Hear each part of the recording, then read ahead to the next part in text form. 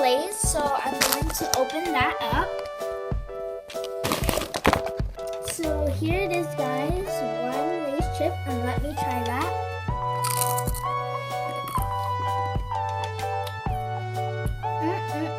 That is really, really good.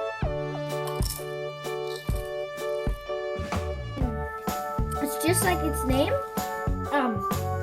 It has like a little bit of that chili taste to it, but it's not really spicy.